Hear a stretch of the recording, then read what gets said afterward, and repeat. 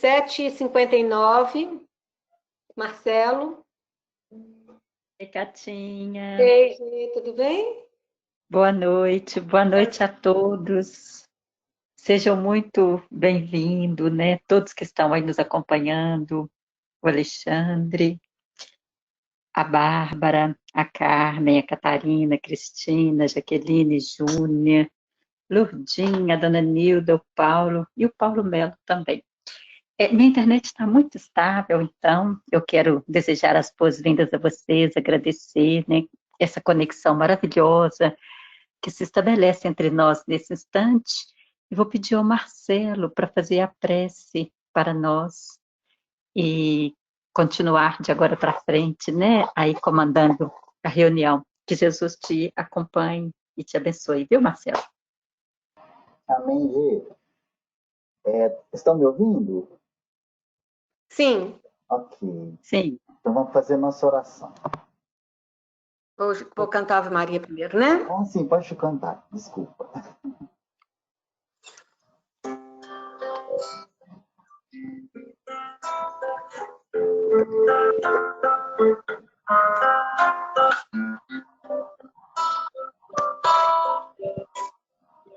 Ave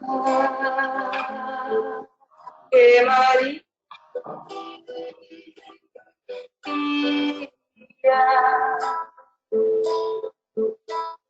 Mãe das estrelas, Mãe do céu, alma doce da natureza, ó seiva viva que nutre este chão, da tua luz a tudo que vive e respira, leva dor do coração. Ó doce mãe, estende teu manto nessa terra que tanto precisa de ti. Transforma os corações dos homens para que o paraíso aconteça aqui. Santa Maria,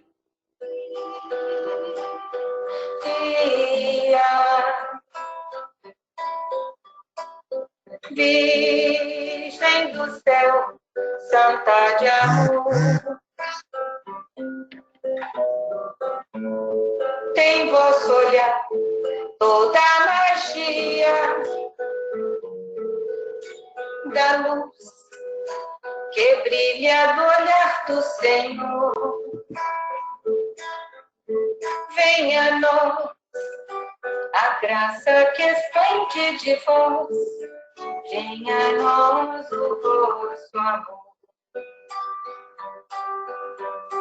Dai paz, amor, felicidade, aqui na terra onde estamos na mulher.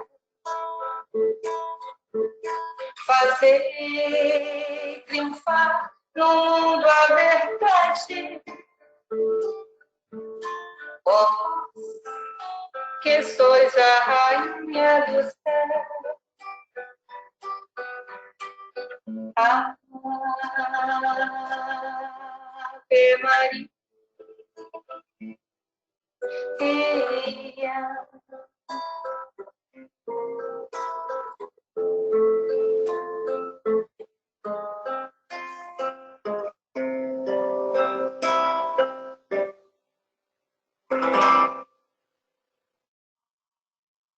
Que o Senhor Jesus nos ilumine e nos conceda esse momento de reflexão que traga a nós benefícios na percepção que temos do caminhar das nossas vidas, mas diante do esplendor divino da proposta da felicidade e da paz, venhamos todos nós a nos conjugarmos, Senhor, nesse verbo infinito de amor, a nossa evolução traçada por esforço contínuo àqueles que aqui habitam.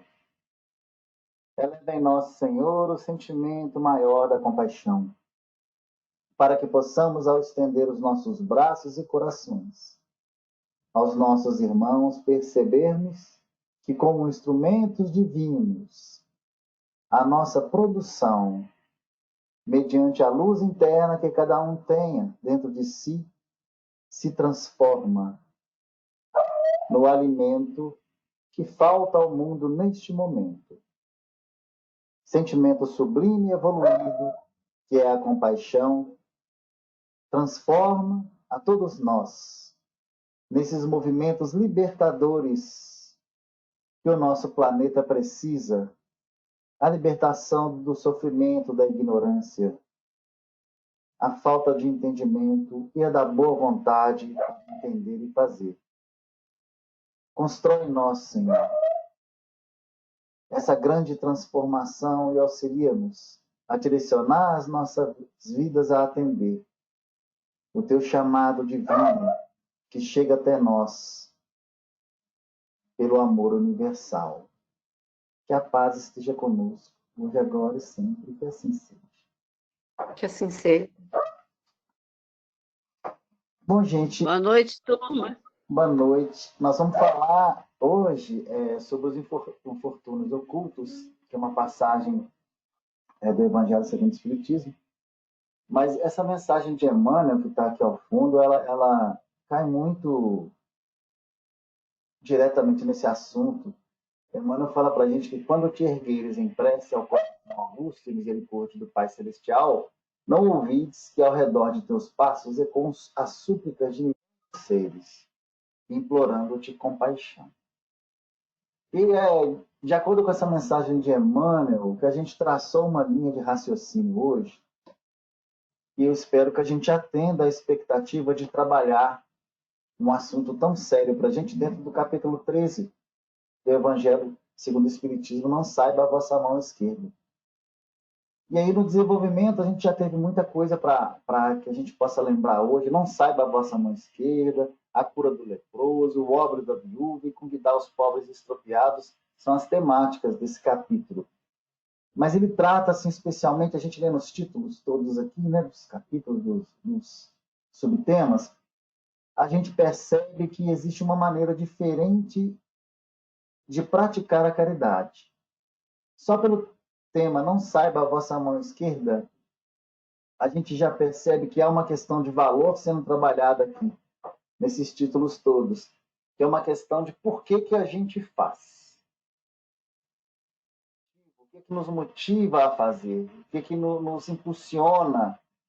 E aí parte do pressuposto de que também nós precisamos evoluir essa maneira, essa questão nossa, esse start, para que a gente esteja mais próximo do intuito do que seja realmente a verdade, em cima desse assunto, em cima da caridade.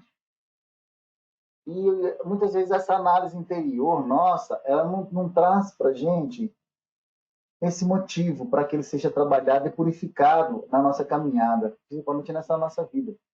Nós estamos na doutrina espírita para trabalhar esse entendimento, aprofundar nele e purificar essas nossas ações, o nosso sentimento, embasado no seu direcionamento correto. E que nós busquemos o resultado correto de tudo aquilo que fazemos. Porque se nós buscarmos o reconhecimento disso tudo aqui na Terra, através dos nossos pares, nós já estaremos recebendo aqui na própria Terra. E nós não somos seres eternamente vinculados a esse orbe. Quando a gente perceber isso e perceber que existe uma dimensão ainda a ser conquistada pelo nosso espírito, pela herança divina deixada pelo nosso Pai, para que seja apropriada por nós, que é o cosmos, quer viver o amor pleno diante da imensidão do universo, a gente percebe que o que a gente tem feito é muito pequeno ainda. Ele precisa ser redimensionado pela nossa boa vontade, pelo esforço do entendimento. E a prática, no dia a dia, que é isso que essa passagem de hoje, que fala sobre infortúnios ocultos, diz pra gente. Eu vou pegar uma caroninha, vocês me perdoem, mas também no tema piedade lá embaixo, perto dos órfãos. Vamos dar uma olhadinha lá embaixo? Porque a gente vai fazer uma construção hoje para entender também a compaixão. Não tem como entender compaixão se a gente não der uma passeadinha no entendimento do que é piedade. Mas, assim, eu prometo que eu não vou aprofundar, não. Vai ser só uma passeadinha, porque esse tema vai ser de outro dia. Mas eu vou lá buscar alguma coisa, tá, pra gente? Em resumo, dentro de infortúnios ocultos, a gente vai descobrir que, diante dos desastres gerais, que são vistos por uma sociedade, às vezes pelo mundo todo, são as grandes calamidades, isso movimenta, quer dizer, emociona o sentimento de caridade. Mas existem aqueles desastres particulares, que são desastres também, que não são descobertos, estão ali escondidos, nem manifestos, não existe nem pedido de assistência em cima deles. Mas que eles precisam ser atendidos. Só que por não serem vistos, eles necessitam de algo especial em nós. E atrás de entender o que seja esse algo especial é que nós vamos hoje. Hoje nós vamos minerar. Nós vamos tentar descobrir o que é esse algo especial que torna esse trabalhador que atende esses desastres particulares, os infortúnios ocultos, ele tem de tão especial. Eu fiquei assim, motivado para a gente ir atrás dessa resposta. Eu espero que a gente consiga respondê-la hoje. No começo do texto, né, o Kardec com os espíritos trazem para a gente esse preparatório aqui, esse texto. Ele é curto e a gente vai nos ater mais, a gente vai dedicar mais o nosso estudo nessa última frase aqui. Mas olha o que eles falam para a gente. Nas grandes calamidades, a caridade se emociona e observa-se impulsos generosos, no sentido de reparar os desastres. Aí vamos guardar esses impulsos generosos, são impulsos. Mas, a par desses desastres gerais, há milhares de desastres particulares que passam despercebidos, que são o dos que jazem sobre o grabato. O que é isso? É uma cama simples de sofrimento, tá? Sem se queixarem. Esses infortúnios discretos e ocultos são o que a verdadeira generosidade sabe descobrir, sem esperar que peçam assistência. Vai ser um pouco diferente, que nós vamos nos dedicar, acho que foi muito claro lá em cima, ele fala um comparativo das calamidades que são vistas, mas esses infortúnios, esses desastres que acontecem na intimidade de uma família, na intimidade de um ser, mas não são percebidos. Não são nem revelados, de certa forma. E aí, aqui embaixo, ele dá uma fórmula para a gente. E esses infortúnios discretos e ocultos são os que precisam do nosso processo de generosidade. Ele é que sabe descobrir. Mas aí tem um segundo desafio aqui. Descobrir sem esperar que peçam assistência. Mistério, né, gente? Mistério aqui agora. Então, quer dizer que esses infortúnios ocultos são descobertos porque quem tem verdadeiramente generosidade. Então a gente tem que buscar a compreensão dessa generosidade aqui. Mas ele tem um desafio. Ele é descoberto sem se esperar que se peçam assistência. Como é que a gente descobre isso, então? E como é que a gente prepara para ser esse tipo de trabalhador aqui? Porque esse tipo de trabalhador está sendo valorizado pelo Evangelho segundo o Espiritismo. É um trabalhador, talvez, que tenha dado um segundo passo na caridade, que talvez a gente tenha que conhecer. Que a gente ainda está no primeiro. Tá? No entendimento da caridade. Ele tem muito pouca prática da caridade. E ele está falando aqui de uma caridade especial. É isso que a gente vai atrás hoje. Né? Vamos animar nossas picaretas aqui, porque nós vamos ter que cavar muito hoje, tá, gente? Mas vai ser muito prazeroso, eu espero.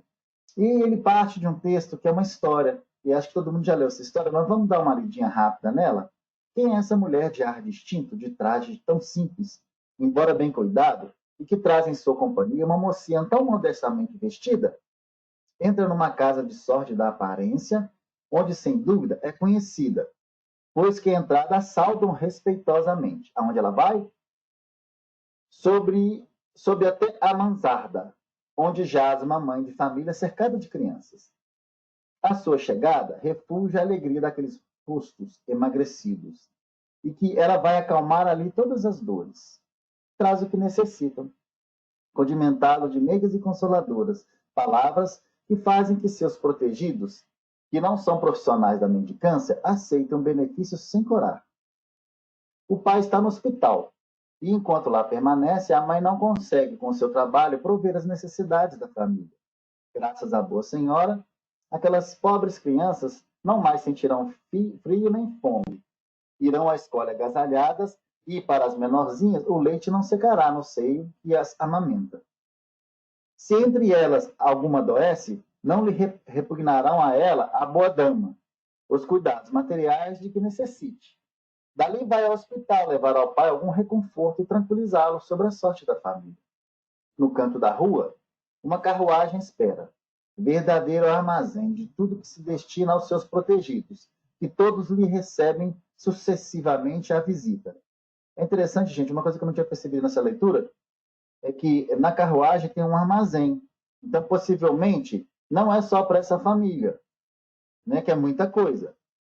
Continuando, não lhes pergunta qual a crença que professam, nem quais suas opiniões, pois considera como seus irmãos e filhos de Deus todos os homens.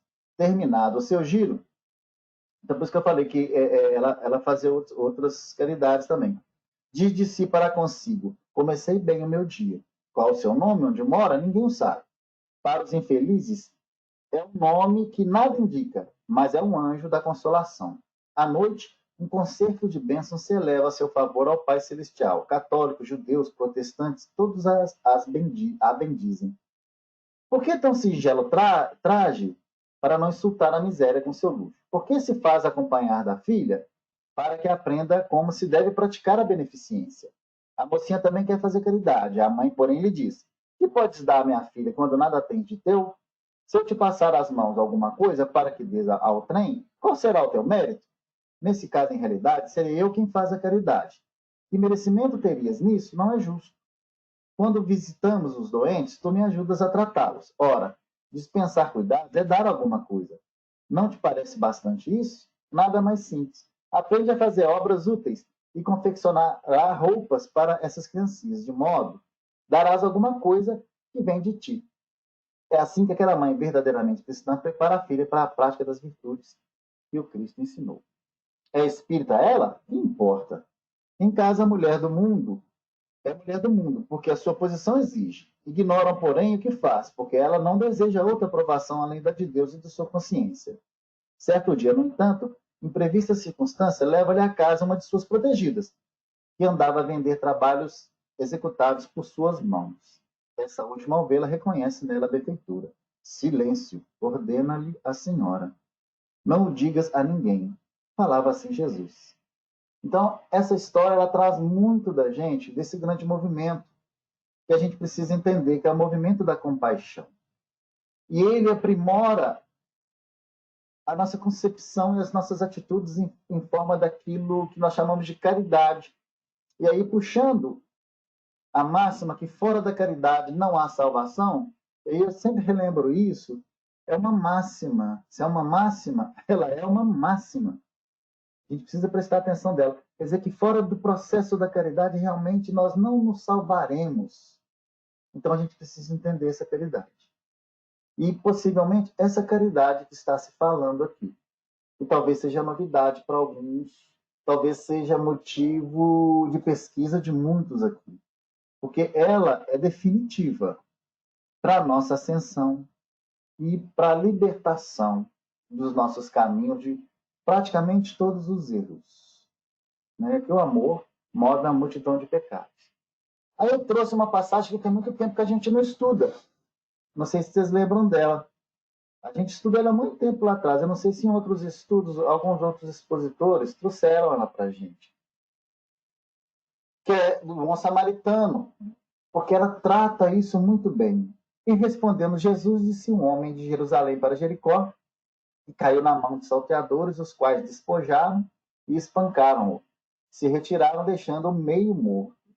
E ocasionalmente descia pelo mesmo caminho certo sacerdote, e vendo, passou de largo. E de igual modo também um levita, chegando àquele lugar, e vendo, passou de largo. Mas um samaritano que ia de viagem chegou ao pé dele, e vendo, moveu-se de íntima compaixão. Aí a gente vai entender o que é toda essa íntima compaixão aqui. E aproximando-se, atou-lhe as feridas, aplicando-lhes azeite e vinho. E pondo-lhe sobre a sua cavalgadura, levou-o para uma estalagem, cuidou dele. E partindo ao outro dia, tirou 2 dinheiros e deu-os ao hospedeiro. E disse, cuida dele. E tudo o de que mais gastares, te pagarei, né? Te pagarei quando voltar. É uma passagem de Lucas 10, né? Capítulo 10, versículo 30 a 35. Essa passagem, ela traz para a gente muito do que seja essa questão que a gente está buscando para esse estudo aqui. Muito na simplicidade, né? A gente vai tentar minerar isso aqui, estratificar isso aqui. Primeira coisa que a gente vai conversar é sobre essa frase aqui: desci um homem de Jerusalém para Jericó. E aí, nas nossas pesquisas, a gente descobre que Jerusalém é tida como uma cidade santa e é associada a um estado mental de elevação também, um estado íntimo de elevação. E aqui você tem um deslocamento, descia. E um homem, quer dizer, não é o homem, não é um homem determinado, pode ser qualquer um de nós, um homem. Se fosse o homem, era determinado. Mas um homem, então ele mexe com um conjunto muito grande de possibilidades. Então era um homem que descia. E aí, nessa trajetória, ele descia para uma cidade que é considerada a cidade santa, que pode ser interpretada como um estado mental mais elevado, até uma cidade chamada Jericó, que é uma cidade comercial, uma cidade do mundo. Ela é movimentada pelo comércio. E aí o movimento é de descida. O motivo dessa descida pode significar diversas coisas. Pode ser uma descida vibracional, nós vamos ver aqui, mas pode ser uma descida numa função também. Pode ser que ele tinha uma função em Jericó, ele foi lá fazer essa função. E aí a gente tira a conclusão que era uma via comercial essa aqui. E como uma via comercial, atrai diversos movimentos. Aí atrai, por exemplo, a presença de trabalhadores honestos com seus esforços e dedicação, garante a sua subsistência, então estão buscando alguma coisa. Mas também traz pessoas inescrupulosas, descomprometidas com o bem, que não hesitam em prejudicar os desavisados por ali e por ali transitam. Então eu tenho uma multidão nessa estrada aqui. E aí eu tenho pessoas com uma função, mas eu tenho pessoas que não têm função alguma do bem e que podem prejudicar as outras. Tá? Então, esse é um processo que a gente traz para dentro da gente também. Porque muitas vezes nós temos que navegar por situações que não são as situações que nós nos dedicamos, às vezes, dentro de uma fraternidade, oração, etc. Resolver um problema, resolver uma disputa, resolver desafetos. E aí nós levamos quem com a gente? O nosso sentimento. E aí descemos essa estrada totalmente desprovidos de proteção. E aí, quando chegamos lá em Jericó, nós entramos na mesma linha de discussão, de violência, o que for. Isso aí, a gente tem que trazer isso para o nosso dia a dia. Porque nós vamos ter que ir para Jericó, gente, não tem jeito. Porque a gente tem algo a fazer em Jericó. A matéria ainda é necessária para a nossa evolução, mas a maneira como nós transitamos por essa estrada é que vai dizer muita coisa da gente. E nós podemos nos estar vulneráveis, como esse companheiro estava também. Mas vamos prosseguir, tem mais coisa para a gente estratificar. E aqui também, só para a gente reservar, eu trouxe algumas marcas aqui, que pode indicar também, já disse aqui, a queda do padrão vibratório, mais elevado para as vibrações inferiores, em decorrência de uma invigilância moral. Aí já dei até aqui o exemplo, né? Nesse processo de descida, podemos manter a sintonia com entidades perturbadoras, quer dizer, a gente entra na sintonia delas, tomando de assalto a nossa casa íntima. E isso a gente acaba perdendo a paz e nos fere profundamente. porque nos deixa quase mortos à margem da vida. Então, quando a gente faz esse tipo de entrega, esse meio morto lá em cima significa isso. Nós passamos a um estado meio morto na relação com a vida. Esse estado meio morto, ele é muito associado ao estado morno, insensível, que recebe as coisas e trata as coisas negativamente, mas continua no caminhar morno. E isso é preocupante para a gente. Mas vamos dar continuidade? A gente tem várias maneiras da gente aprofundar nessa passagem aqui, tá? E uma coisa também aqui que aconteceu foi que ele caiu na mão de salteadores, os quais despojaram, espancaram, despojaram, tiraram as coisas dele, quer dizer, ele perdeu algo, ele foi maltratado, espancando, quer dizer, um processo completo aí, e depois eles se retiraram, deixando ele meio morto. Muitas vezes a vida nos deixa dessa forma, né, gente? Ela tira o que a gente tem, o que a gente pelo menos achava que tinha, paciência, resignação, fé. E aí vem, maltrata a gente, traz feridas, e depois nos abandona. Não é nunca um estado contínuo, e nos deixa nesse estado meio morto. E aí, isso aqui traz para a gente uma associação. Não sei se todo mundo assim, dá para perceber. Isso aqui não é uma característica de um mundo de expiação e prova?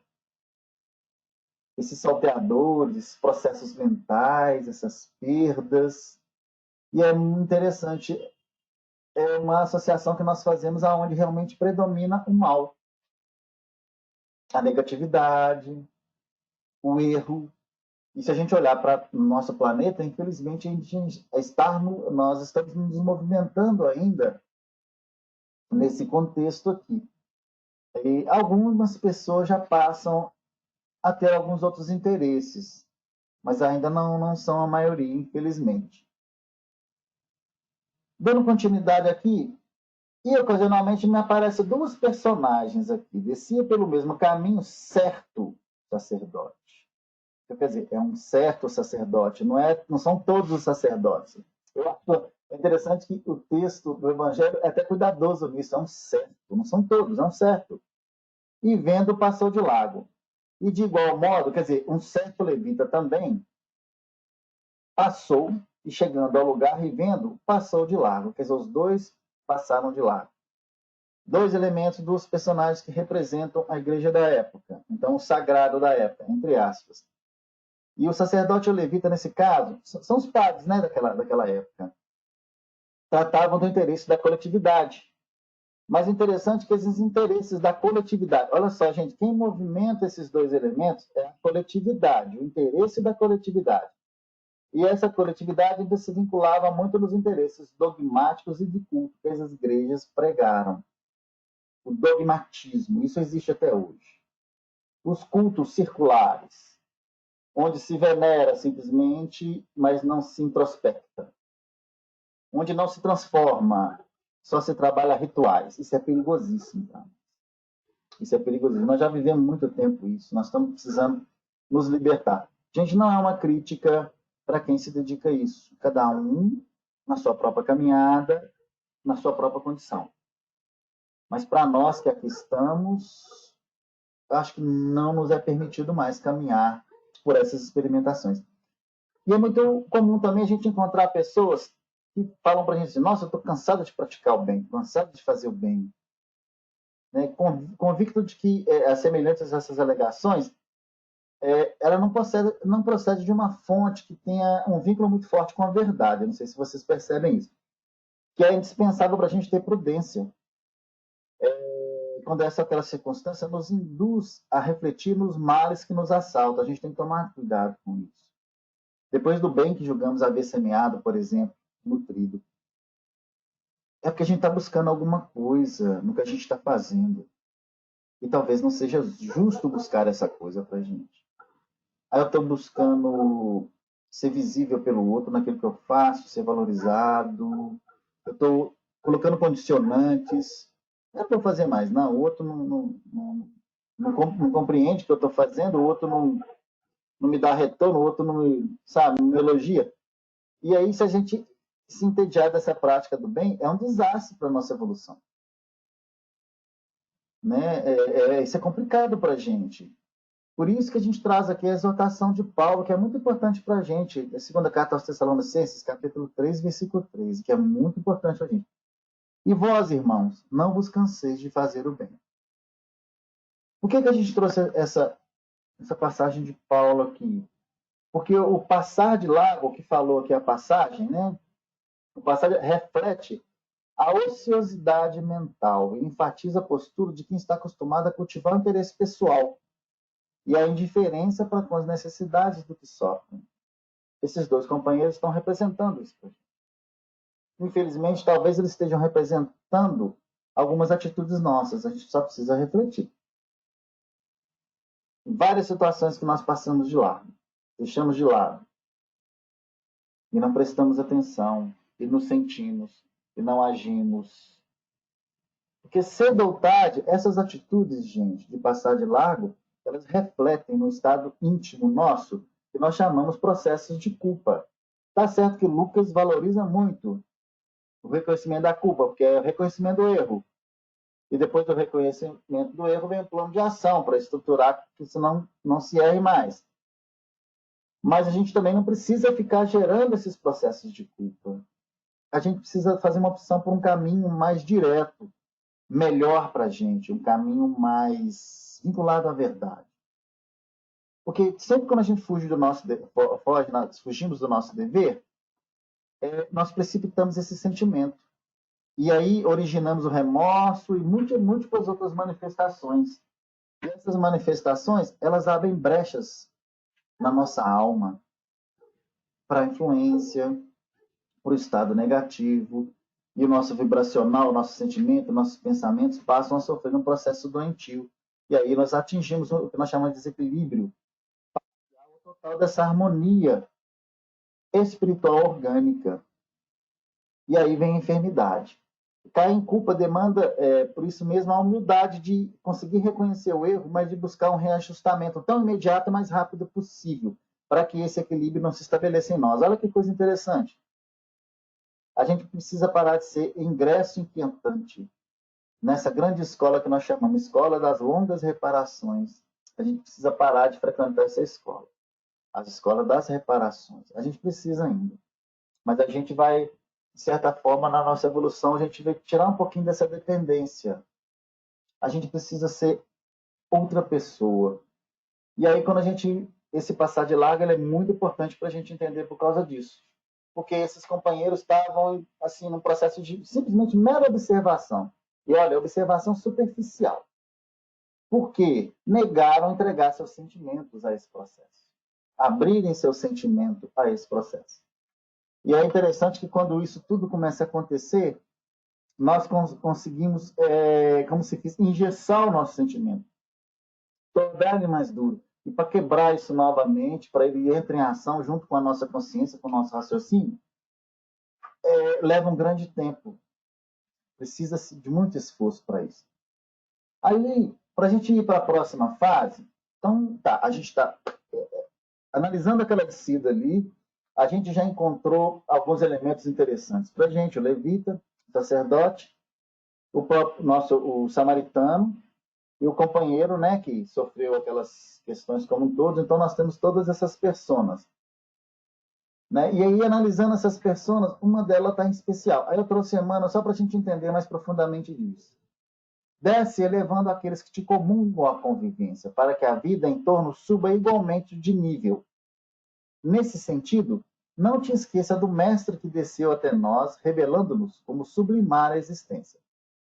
Todavia, por descer elevando, quantos lhe não podiam compreender a refulgência da altura, é que se fez o caminho da nossa ascensão espiritual, que é o exemplo de Jesus, né? A verdade de nosso gradativo aprimoramento e a vida de nossas vidas, a erguermos a alma entenebrecida no erro para a vitória da luz. Esse foi o esforço do Cristo por nós. Ele fez a descida numa missão. Foi compreendido nessa descida. Resistiu o máximo que pôde, mas até que, como exemplo, entregou a sua vida aqui na Terra para nos mostrar que existe algo além disso, uma dimensão a ser percebida e conquistada por nós, que é a imortalidade da alma. que traz para nós um entendimento muito especial de tudo aquilo que a gente não conseguiu entender até hoje, inclusive do amor. O amor, que é oriundo do ser mais poderoso, mas ele é poderoso no amor. Ele não é poderoso na destruição, como muitos acreditam ainda, que é o nosso Criador, de onde saímos e possivelmente, brevemente, estaremos de volta. E trazendo esse pensamento para nós, a gente não precisa se sentir distante. A gente precisa se sentir mais próximo dessa realidade. Nós precisamos nos aproximar do que é mais sagrado para a gente. E só com fidelidade nesse caminho, que é isso que a gente está buscando aqui agora, vamos falar de compaixão, é que a gente consegue ter mais assertividade, fidelidade, ser fiéis àquilo que a gente tem aprendido no nosso dia a dia. Praticar. E caridade é um impositivo para nós. Mas aí tem o caso lá do samaritano, que ia de viagem, chegou ao pé dele, olha que interessante onde foi o posicionamento dele, e vendo, moveu-se de íntima compaixão. O termo aqui para a gente buscar é íntima compaixão. Se a gente for analisar historicamente, samaritanos eram habitantes da Samaria, que após a separação das tribos, né, lá de Israel, ela virou uma capital de um reino dissidente, ela teve que ser separada, né? Pelo fato que... Por que ela era separada? Os samaritanos, por ser uma minoria, eles interpretavam de forma diferente os livros básicos do judaísmo. E tinha práticas religiosas que contrariavam as que o Templo de Salomão direcionava, né, lá em Jerusalém. Mas não significava que eles eram pessoas más, eles só tinham rituais diferentes e acreditavam em direcionamentos diferentes do Torá lá, né? Ao contrário, a gente vê lá em Atos dos Apóstolos, né, que indica para a gente que Jesus e os apóstolos consideravam pessoas do bem. Aí a gente tem a passagem da Samaritana, que é de uma riqueza muito grande para a gente entender isso, né? Por que Jesus passou pela Samaria naquela situação. Não dá tempo de trazer isso aqui hoje não, tá, gente? Na próxima oportunidade a gente traz. Eles eram desprezados, né, pelos irmãos de raça, aí, por ser desprezados, eles desenvolviam entre eles uma vigilância maior ao comportamento do que eles acreditavam. Olha que coisa interessante, eles eram fiéis àquilo que eles acreditavam. O que destacava no bom samaritano, nesse momento aqui, é que ele vê a pessoa ferida e quase morta, caída no caminho. Isso tem uma representação para a gente. Estava ferido, estava quase morto, estava caído no caminho. E a gente traz a representação do caminho à vida. E as pessoas feridas que a gente encontra, as pessoas semi-mortas que a gente encontra. E aí há um grande movimento nele, que é um sentimento de compaixão que ele sentiu. E isso representou para ele uma sequência de atitudes que para nós tem uma amplitude muito grande que a gente vai tentar entender agora. Mas Jesus mostra para a gente o quê? Que a verdadeira caridade só é praticada quando nos compadecemos dos que sofrem, no processo de compaixão. Olha que tema importante para a gente entender. Todos esses benefícios que o samaritano produziu ao ferido, que foi atar a ferida, levar para a hospedaria, garantir cuidados suplementares também, que ele fez um processo completo, foram gestos de bondade, mas foram gestos diferentes. Eu espero que vocês tenham percebido. Foram gestos diferentes do que a gente faz hoje. E nós vamos estudar isso aqui agora. Desencadeados pelo processo de compaixão. Por isso que compaixão é importante para a gente. Já tive aqui que foram esses gestos de bondades foram desencadeados pelo processo. Vamos tirar o espírito da letra? Vamos lá no Irmão X, Humberto de Campos, lá no Boa Nova. Gente, uma visão espiritual daquilo que aconteceu. Eu vou dar uma lidinha rápida, tá, gente? Só para a gente completar. Quando aprendi, o homem que descia de Jerusalém para Jericó, no episódio do Bom Samaritano, ao cair em poder dos ladrões, que o deixaram semi-morto, apelou em prece muda para a bondade de Deus. Interessante, gente. Compadecido, o todo misericordioso expediu sem sentença um mensageiro, que naturalmente carecia de instrumento humano a fim de expressar, um espírito, né? O preposto da previdência colocou-se ao lado da vítima, aguardando ansiosamente a chegada de alguém que dispusesse a colaborar com ele no piedoso mistério. Justamente um dos sacerdotes de grande ciência nas Escrituras, educado pelos princípios do amor de Deus sobre todas as coisas e ao próximo como a si mesmo, foi o primeiro a aproximar. O encarregado das bênçãos tentou induzi-lo à benevolência. Todavia, o titular da fé, receando atrapalhações, comprometimentos, etc., né, tratou de estugar o passo e seguir adiante, acelerou. Logo em seguida, o levita, da lei, né, conhecedor da lei, que guarda as escrituras, igualmente culto, apareceu no sítio e benfeitor das alturas, rogou-lhe a cooperação de balde, porque o zelador da lei, temendo complicar-se, negou-se a considerar o pedido mental, afastando-se rápido. Mas um samaritano desconhecido que viajava sem qualquer rótulo de que honorificasse a presença, ao passar ali, assinalou no coração, isso é importante, da gente guardar, então foi um movimento do sentimento, foi um movimento do coração, ele conseguiu receber essa rogativa do emissário divino. Principalmente, agiu em cima disso. A rogativa que o emissário divino lhe endereçava e, deixando tomar por súbita compaixão, passou junto dele o trabalho de assistência imediata. O que quer dizer isso para a gente? Sintonia. Sintonia com o bem. Sintonia, disposição. Disposição para o bem. Então, possivelmente, a casa mental dele estava higienizada para receber a mensagem do divino companheiro enviado de Deus na rogativa de auxílio. Interessante a gente perceber isso, né? Bom, uma coisa também que a gente queria trazer é que nós dividimos em 5 ações aqui para a gente aprofundar e entender mais essa questão. Primeiro, ele prestou cuidados emergenciais ao doente, limpando e fazendo asepsia da ferida, utilizando os recursos disponíveis, vinho e azeite. Isso tem uma representação, tá, gente? Depois, no futuro, a gente fala disso aqui, para tirar dessa passagem. Segundo, improvisou o transporte. Então, quer dizer, ele fez a asepsia, limpou, cuidou, depois providenciou o transporte do doente. Terceiro, levou para uma estalagem, quer dizer, deu proteção, conforto no leito, né, afastando ele das intempéries. O quarto, cuidou do ferido, lá na estalagem, auxiliando a recuperação, então ele ficou um dia lá fazendo isso. Mas no quinto ato dele, ele garantiu a continuidade do atendimento. Deu 2 moedas, né, 2 dinheiros ao hospedeiro e falou assim, olha, continua cuidando dele que eu volto aqui depois e se precisar acertar alguma coisa com você, eu acerto. Quer dizer, ele ia retornar depois. O que isso faz a gente pensar? Que o ato dele foi completo. Foi completo. E aí, a gente consegue perceber uma nítida preocupação desse samaritano, de que o doente se recupera integralmente. Vamos guardar essa palavra. Integralmente. Ele praticou uma caridade integral, cuidando dele diretamente ou à distância por intermédio do hospedeiro. Isso é um exemplo, né, de como a gente pode descer aos planos vibratórios, onde a dor reside, sem que ocorra prejuízo para nós. É a nossa intenção. Esse é o movimento da intenção na nossa evolução. Descer a serviço do bem é um programa de aprendizado e de trabalho. E frequentemente os benfeitores espirituais fazem isso conosco. Saem das suas esferas superiores, descem a Jericó, dos seus corações, ainda presos aos interesses transitórios do mundo.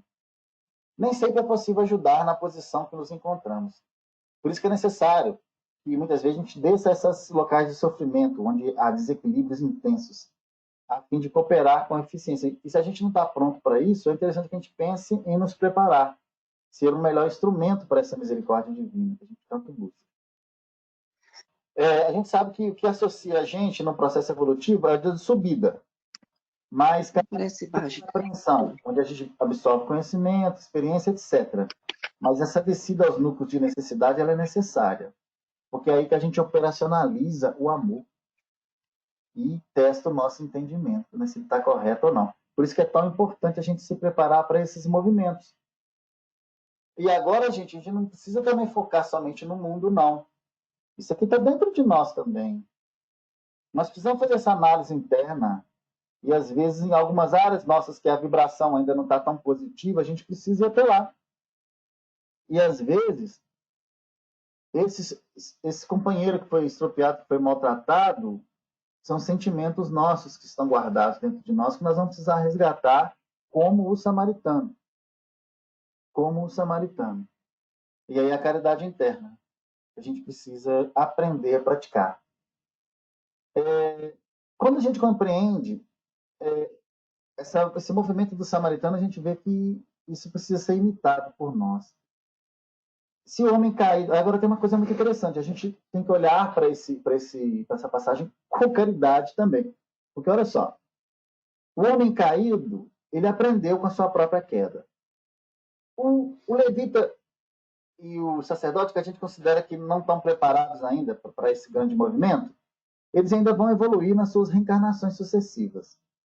O hospedeiro também é alguém que presta ou disponibiliza seu serviço, ainda que remunerado, mas ele está exercitando muita coisa, honestidade, integridade e vários outros movimentos no próprio trabalho dele.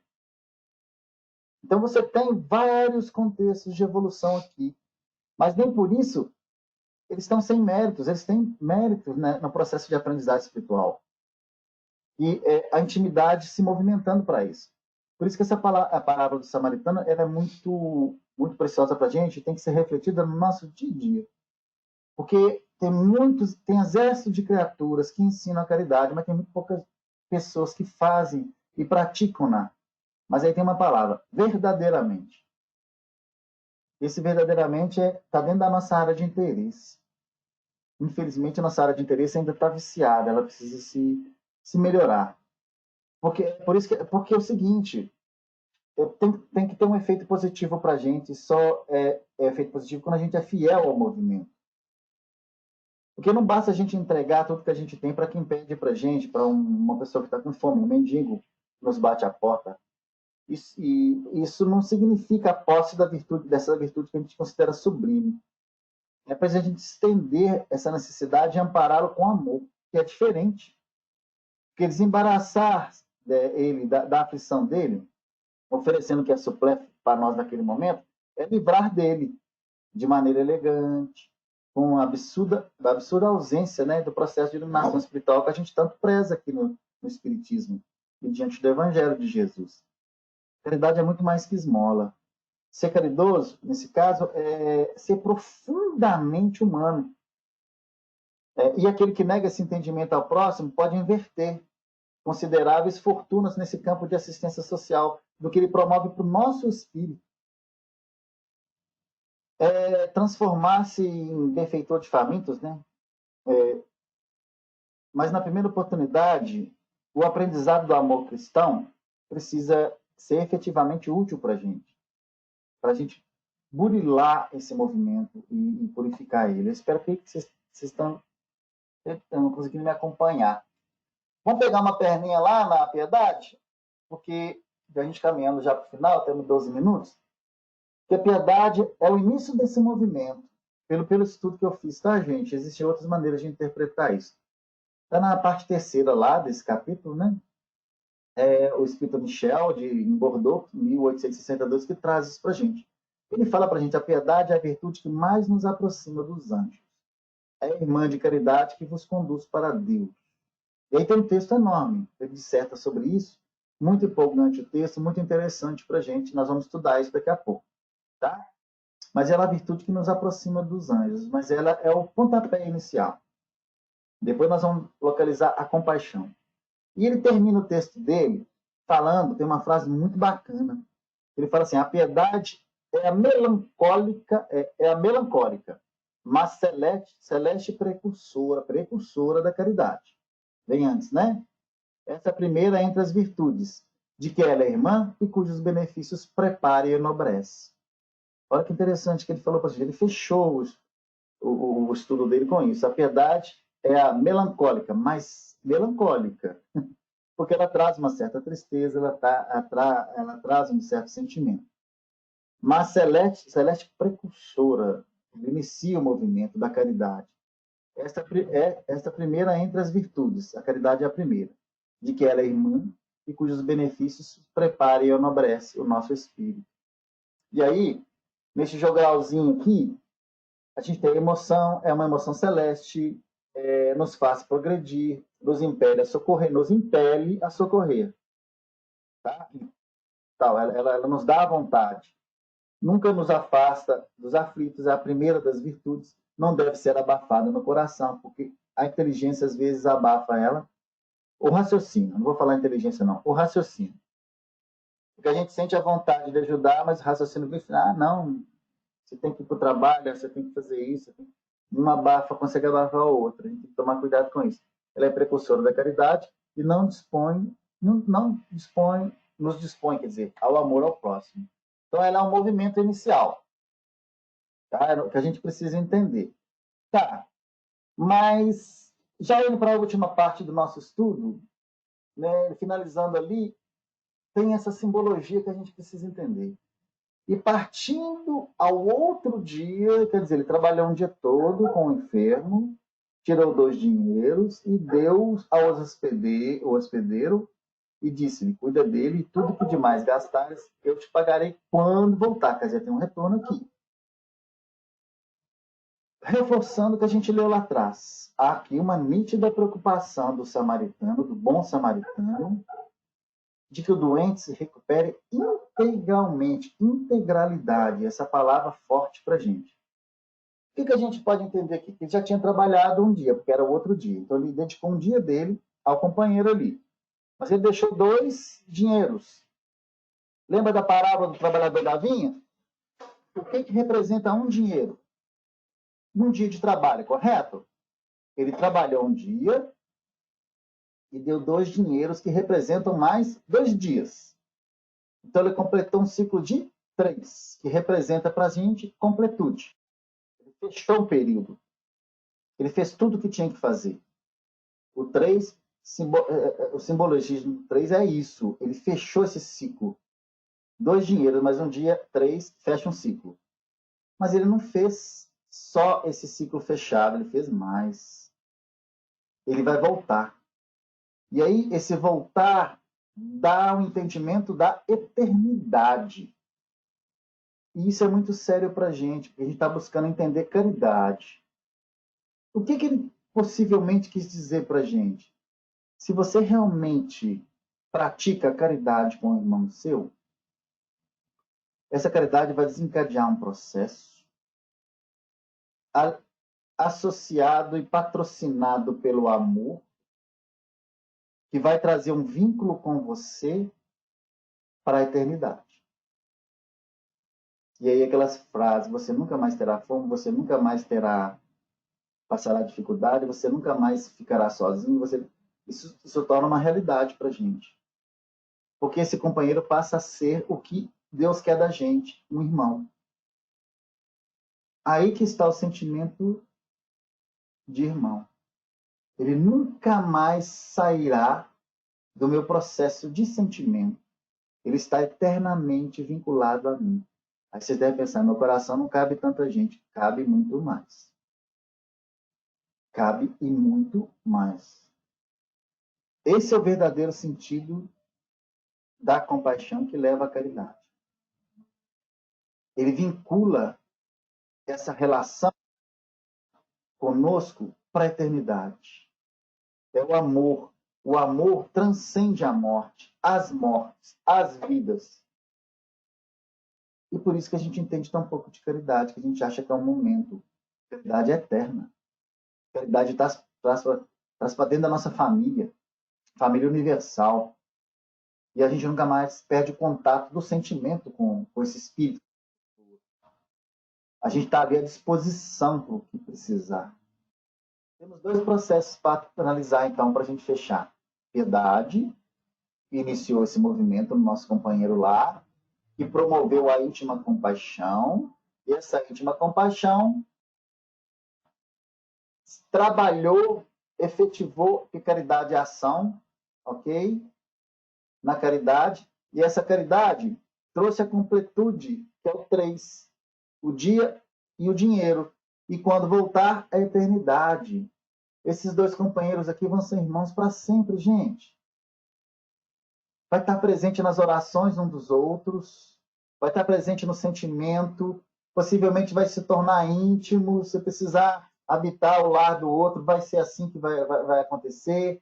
E se um passar fome, o outro vai cuidar, e se um adoecer, o outro vai cuidar para sempre. Essa é a dimensão real do amor. Entender isso. Porque, em paralelo, nós conhecemos esse processo aqui, piedade, caridade e a caridade ocasional. Ele não atinge a compaixão. Compaixão é se colocar no lugar do outro. Tem uma diferença aqui, tá? De piedade para compaixão que eu trouxe aqui. Enquanto a piedade é ocasional, ela promove movimentos ocasionais e ela está ligada ao nosso desejo de nos sentirmos bem e ajudar o outro. Ponto final. Ao nosso desejo de sentir bem e ajudar o outro. Acaba por ali. A compaixão é contínua e se alimenta de uma consciência de que estamos conectados ao outro. Enquanto a piedade muitas vezes alivia, a compaixão impulsiona. A piedade alivia, a compaixão impulsiona o movimento, ela inicia o movimento. E quando a piedade mantém, a compaixão transforma. Mesmo sabendo da importância de ambas para um mundo carente de solidariedade, parece para a gente que a viabilização dessa sociedade que a gente tanto deseja é através desse processo. E ele é um processo interessante para quem gosta de transformação sustentável, que pressupõe esse deslocamento da piedade à compaixão. Olha que coisa mais maravilhosa. Isso é um psicólogo, Rodrigo Mendes, que traz para a gente, mas eu achei que ele foi muito tocado por uma intuição espiritual. E essa que é a diferença que a gente precisa correr atrás, essa fidelidade. Né? É interessante a gente entender isso, né, gente? Tudo isso agraciado pelo amor. É o movimento do amor verdadeiro. Deixa eu correr, porque está no final. Aqui eu trouxe a referência para quem quer buscar a referência de tudo isso que foi dito, os livros que foi pesquisado, etc, etc, etc. Mas tem uma coisa muito bacana para a gente finalizar. Prometo para vocês que agora a gente está chegando no finalzinho. A gente já conseguiu desvendar muito dessas duas setinhas aqui. Saber descobrir essas pessoas e sem esperar que elas peçam assistência. Correto? Opa. Alguém pode falar assim, não, Marcelo. Você pode falar do saber descobrir. Nós já descobrimos que é compaixão, que tem um monte de coisa ali associada, etc. Agora, esse sem esperar que peçam assistência, você não falou muito disso, não. Concordo com vocês. Vamos fechar, então, com isso? Descobrimos que tem a piedade, que leva à íntima compaixão, que promove a caridade verdadeira. E aí eu trouxe isso aqui de novidade para a gente. Quando eu preparo o meu ambiente íntimo, quando eu preparo o meu interior, ele se torna um grande movimento dessa misericórdia, instrumentos de Deus, eu passo a abrir meu campo da intuição. E aí eu trouxe algumas definições aqui, livro dos Espíritos, livro dos Médiuns, também uma mistura, que a palavra de intuição tem 3 significados. Conhecimento imediato de alguma coisa obtido por meio de entendimento sensível ou do intelectual. B. Conhecimento antecipado caracterizado por um pressentimento ou por uma presciência de algo que poderá acontecer. O que vocês acham que levou o nosso companheiro samaritano para aquele lugar? O que vocês acham que trouxe a possibilidade de ele ouvir o companheiro espiritual que estava amando, né, de Deus, amando de Jesus ali, estava precisando buscar auxílio na questão do movimento material no ser humano? E o C, conhecimento da essência das coisas, isso é, da capacidade de enxergar além das aparências. Não foi justamente isso aqui que o samaritano... Vocês concordam? Não foi justamente isso que o samaritano aqui praticou? E aí, para a gente fechar, quais são os mecanismos da intuição? Pela intuição, o homem capta o pensamento e as irradiações dos espíritos, podendo ampliar as suas conquistas intelectuais e morais, ou permanecer mais ou menos estacionário em processo de simbiose mental com outras mentes, quais guarda afinidade. Quer dizer, para o bem, quer dizer, para o mal. Ok? As percepções intuitivas ocorrem porque, como afirma Kardec, todo aquele que sente num grau qualquer a influência dos espíritos é, por esse fim mesmo, médium. Essa faculdade é inerente ao homem e não constitui, portanto, privilégio exclusivo. Sendo assim, a intuição é uma faculdade generalizada no ser humano, considerado o sistema inicial de intercâmbio mediúnico que permite comunhão das criaturas, mesmo à distância. Então, o processo desse movimento de amor dentro de nós nos sintoniza através da intuição e nós somos aprimorados como instrumentos da misericórdia divina, que o samaritano representa. E esse instrumento aperfeiçoado e na amplitude da intuição, ele consegue auxiliar sem que se até peça para ser auxiliado, sem que aquele peça para ter socorro. Esse aqui é o médico do futuro, o psicólogo do futuro. É aquele que se embasa na bondade e na boa vontade para se melhorar a cada dia e estabelecer esse elo divino para ser esse grande instrumento. E a gente termina por aqui. Acho que demos conta, né, de começar um estudo, raramente a gente consegue fazer isso, e terminar ele, e eu espero que a gente tenha atendido aos corações de vocês no contexto de que nós estamos buscando um caminho sem volta, que é um caminho de atender o chamado de Deus a cada um de nós. Entender o que é ser servo, que é aquele que serve, não é aquele que é escravo, e por que serve? Porque ele foi convencido e ele tem amor pela causa. Que Jesus nos ilumine. E aí, Catita, uma musiquinha antes da gente fazer oração? Eu posso fazer oração direto?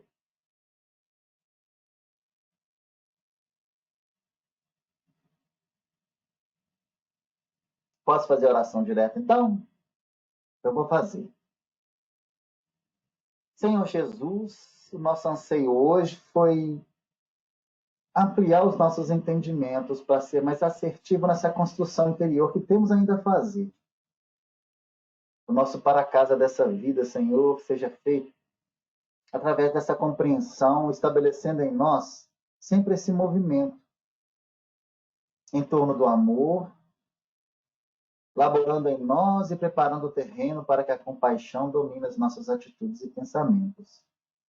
Precisamos ser fiéis, Senhor, àquilo que temos aprendido contigo, através da tua caminhada no nosso planeta, mas perceber também que tua energia incessantemente é lançada sobre nós, para que possamos nos sintonizar com esse grande movimento libertador que nós precisamos e que o mundo precisa.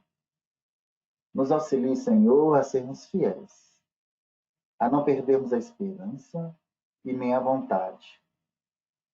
Porque imperfeitos somos, mas ansiamos, Senhor, servir a tua causa com fidelidade.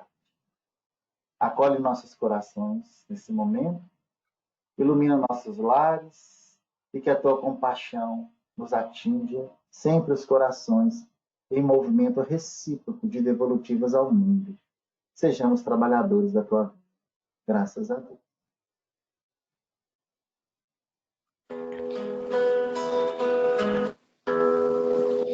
Pai nosso que estás no céu, santificado seja o teu nome, e venha a nós o teu reino, e seja feita a tua vontade. Pai, meu Pai do céu, meu Pai do céu, eu quase me esqueci,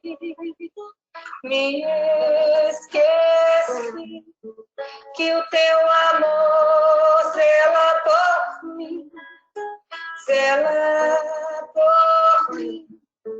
e seja feito assim, meu Pai do céu, meu Pai do céu, eu quase me esqueci,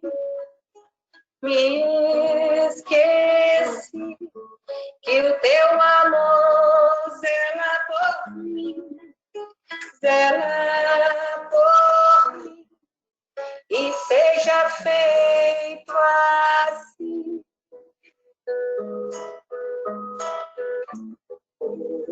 O alimento deste dia, dai-nos agora e sempre, e perdoai nossas ofensas, de um modo maior, com que perdoar. Pai, meu Pai do céu, meu Pai do céu, eu quase me esqueci,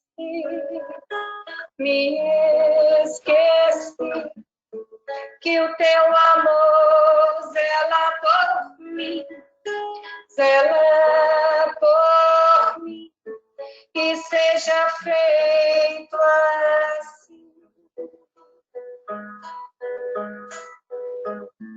E não nos deixeis cair em tentação,